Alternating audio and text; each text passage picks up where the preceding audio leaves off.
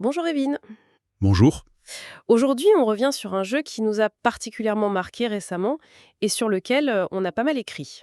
Arigato. Oui, Arigato, le tout dernier jeu de l'éditeur Ludonote. Exactement. C'est une sorte de révérence avant leur fermeture qui est prévue pour fin 2025. Dans notre article, on l'a décrit comme un testament ludique. Et je crois que le terme est vraiment juste. C'est exactement ça. Et ce qui est passionnant en fait, c'est de comprendre pourquoi ce n'est pas juste un jeu de plus. Ah non, C'est un acte de ce qu'on pourrait appeler une décroissance volontaire. Les créateurs de Colt Express, de Living Forest, au lieu de vendre la marque, ils ont choisi de clore le chapitre eux-mêmes. avec une dernière œuvre qui incarne leur philosophie.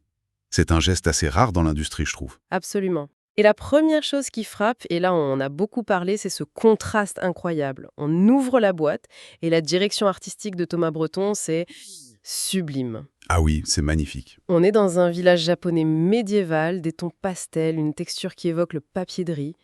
Tout respire le calme, la sérénité. On s'attend à un jeu zen, quoi. Sauf que ce n'est pas du tout ça.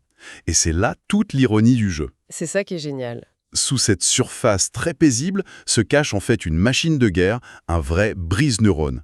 C'est pour ça qu'on a parlé d'un thème zen sous amphétamine. La dissonance est saisissante. Alors parlons-en de cette tension. Pour moi, tout le génie et toute la frustration du jeu reposent sur ce qui se passe à chaque tour avec nos 5 cartes en main. Exactement. Le système est d'une simplicité diabolique. Sur vos 5 cartes, vous devez en choisir une à jouer dans votre village. Pour accueillir un résident, oui. Voilà. Ensuite, vous en défaussez 2 pour gagner les ressources. Et les 2 dernières, vous devez les donner à votre voisin de gauche. Et c'est ce dernier point qui est une véritable torture mentale. Une torture exquise. Ah oui. Je me souviens d'une partie où j'avais la carte parfaite pour un objectif, mais les 2 autres que je devais donner allaient littéralement offrir la victoire à mon voisin. C'est le dilemme permanent, se saboter un peu soi-même pour ne pas trop aider l'autre. C'est au cœur de chaque décision. Et tout le monde vit ça en même temps, à chaque tour. Du coup, une partie, même à 5, est bouclée en 45 minutes. Il n'y a aucun temps mort. Non, on est constamment la tête dans le guidon. On construit son moteur, on optimise, et en même temps, on regarde du coin de l'œil les cadeaux empoisonnés qu'on va recevoir. C'est un jeu d'une grande élégance mécanique, c'est sûr. Mais il n'est pas parfait pour autant. On a soulevé quelques points qui pourraient rebuter. Oui, à commencer par ce qu'on a appelé le déluge de Pictos. C'est vrai. La première partie, on a un peu l'impression de déchiffrer des hiéroglyphes. Il y a des icônes partout. C'est une petite barrière à l'entrée, même si après ça devient très fluide. Et il y a aussi la nature de l'interaction.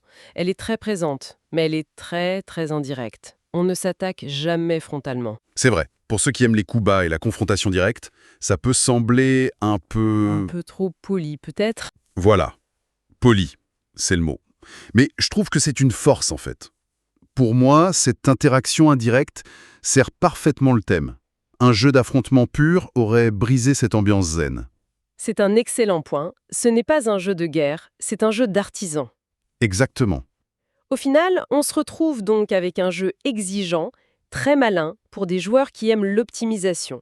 C'est une pépite pour qui cherchent un ratio temps de jeu, profondeur stratégique, quasi parfait. Et puis, c'est l'occasion de posséder un morceau d'histoire ludique. Tout simplement. Absolument.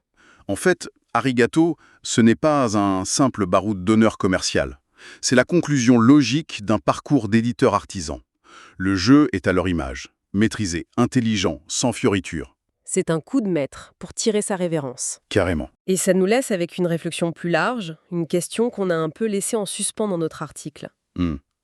Dans une industrie qui pousse souvent à la croissance à tout prix, à la surproduction, quel message un éditeur envoie en choisissant de partir sur une création aussi personnelle et affûtée, plutôt que sur un dernier gros coup commercial? C'est une question qui dépasse le cadre du jeu, en effet. Elle interroge sur la définition même du succès dans un milieu créatif. Est-ce que c'est de devenir le plus gros ou de savoir s'arrêter au sommet de son art avec une œuvre qui dit simplement « merci » et « au revoir »